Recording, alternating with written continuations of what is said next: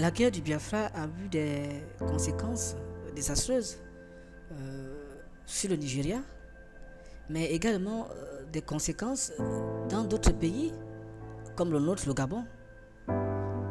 Parce que pour planter au décor, rappelez-vous que nous sommes en 1967 et le président Liamba était convalescent. Donc les affaires du pays étaient à ce moment dirigées par le vice-président de la République.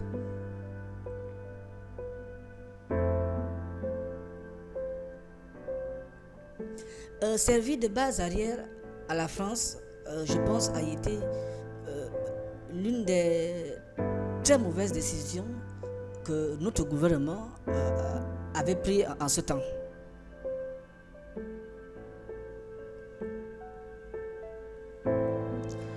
On estime à environ à 3000 enfants réfugiés biafrais qui étaient donc arrivés au Gabon, à Libreville, qui ont séjourné à Libreville.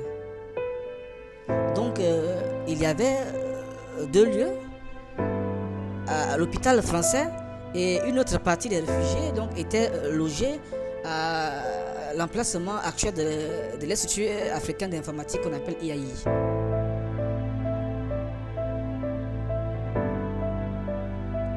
On le savait tous que ce qui se passait au Biafra, les massacres et autres, c'était atroce.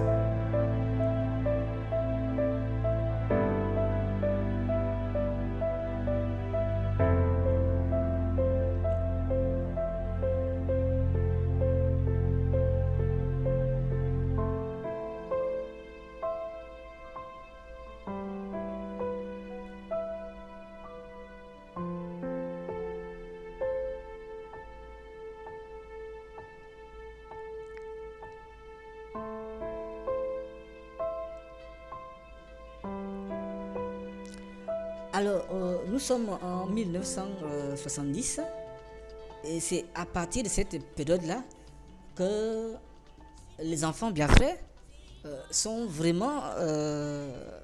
qu'on sent leur présence donc, au niveau de Libreville, comme je le disais, aussi bien dans les deux camps qui avaient été préparés par les Nations Unies et la Croix-Rouge et par l'État français.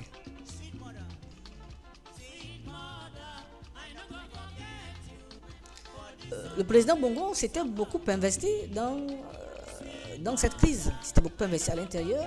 Comme je le disais tantôt, que le Gabon avait servi de base arrière, n'est-ce pas, à la France et aux autres colonies, donc qui voulaient profiter du Biafra pour avoir accès aux ressources du sous-sol nigérien. Donc, à leur arrivée, ces enfants-là, qui étaient donc logés dans des camps,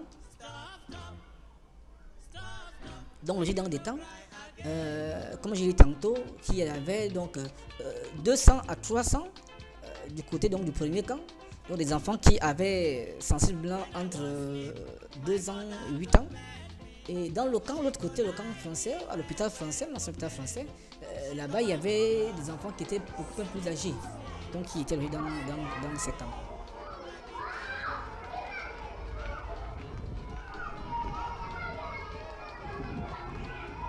Et en ce moment, il n'y avait que le président Bongo, seul, bien sûr, qui savait exactement où se trouvait le colonel Ojukwu, donc qui était recherché. Nous sommes en 1970, c'est-à-dire que la guerre civile au Nigeria est finie.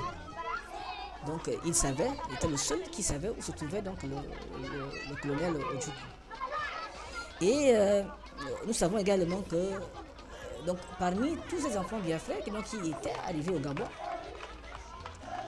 plusieurs personnalités gabonaises avaient adopté ces enfants. Pas parce qu'ils le voulaient, mais parce que beaucoup étaient contraints. Ils ont adopté. Et le président Bongo lui-même, en montrant l'exemple, en avait adopté 2. Il avait adopté 2 enfants donc, du Biafra. Maintenant, les identités de ces enfants-là, on ne sait pas exactement qui sont-ils, mais nous savons qu'il avait adopté 2 enfants donc, du Biafra, comme l'ont fait la plupart donc, des personnalités politiques gabonaises, notamment les ministres, les directeurs généraux des grandes entreprises. Donc ces enfants biafrais aujourd'hui, quand on demande où sont-ils, quand deviennent-ils, beaucoup d'entre eux occupent de hautes fonctions dans l'appareil, l'État gabonais.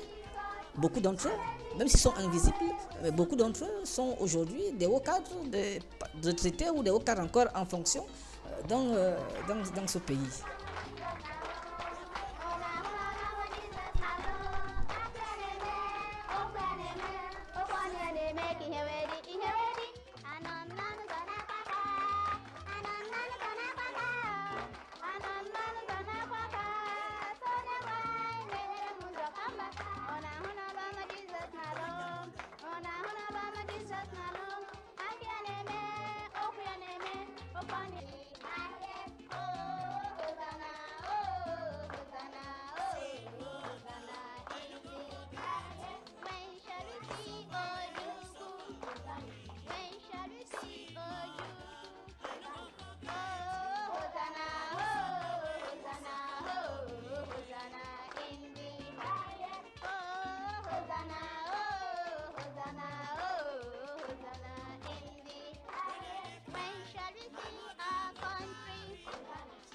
Shall we see?